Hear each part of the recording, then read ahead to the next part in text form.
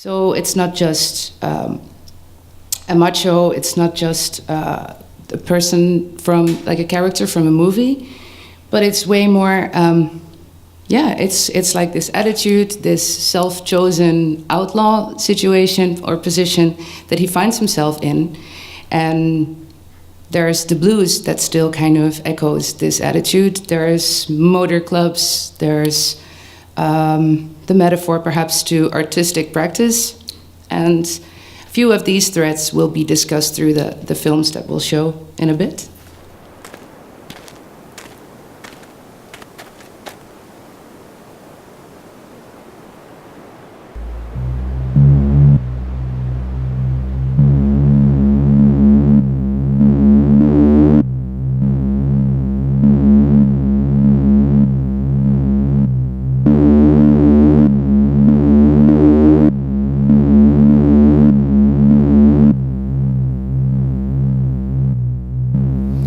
For him, it's an ode to his favorite football team, Liverpool. He got the tattoo when pretty much he was given a death sentence by a doctor 15 years ago. Obviously, he's still alive, my dad. But to me, it said like the worst enemy that you will ever have in your life is possibly yourself. So you'll never walk alone in that sense. You'll always have even if you want to look. Exactly, yeah. exactly. This was obviously filmed where Sergio Leone shot his classic Dollar trilogy.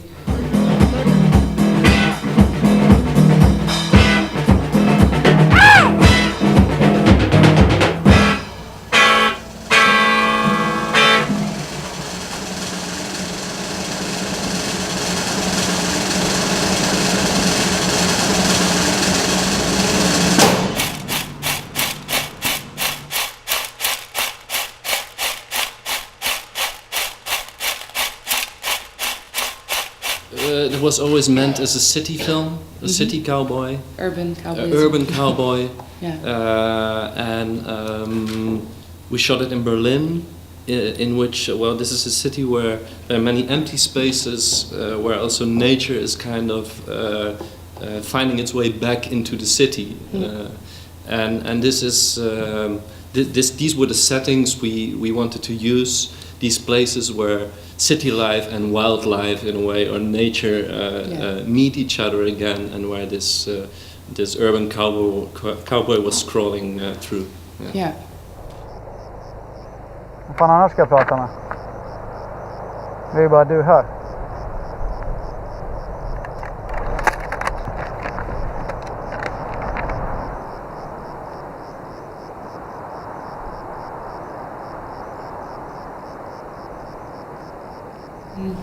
I will start by asking you the question, how do you think it's possible that we can't get enough of the cowboy? Why aren't we sick of him after all these westerns? Well, the main reason why we still like westerns, and we all do, it's important to remark that everyone likes western, even if there are few westerns. We discussed it just an hour ago together, that there are only 2 westerns made in America, and those are the ones that everyone knows. So that's the most important films, True Grit. And so the moment there is a western, then everyone suddenly jumps up and thinks, oh, well, that's nice. So there must be something important about it. But what it is exactly, that's difficult. As we saw in the films now, it were just the semantics. The hero, just some images, some very mythical images, not just a mythical man, but also mythical images of landscape. The moment you see a landscape, it has to be a western. Even if it's not supposed to be, the moment we see a landscape, we understand it as a western. If we see a lone man, then we understand him as a cowboy. And Winnetou was the German version. They tried that in the 30s already. That was a big mistake, big failure.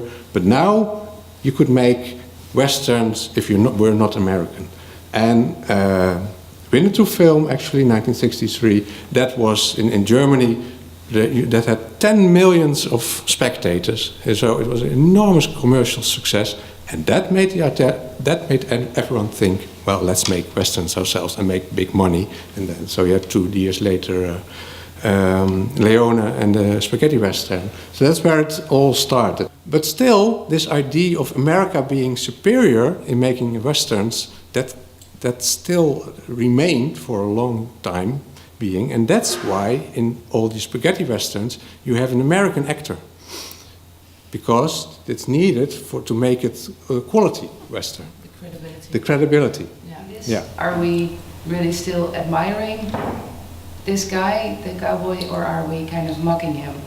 Well, in my case, well, I can only speak for myself here. It's the people that you see. They are potentially Indians and cowboys. You know, like it's kind of like a mental journey that they're doing. You know, so in that sense, they're pathetic in that way. You know, because they have no real grounds in their real lives. You know, like they live in some kind of fantasy land. You know, like so. In a way, maybe mocking, yeah, but also like in that sense, I would say mocking the genre as it used to be, very black and white, you know.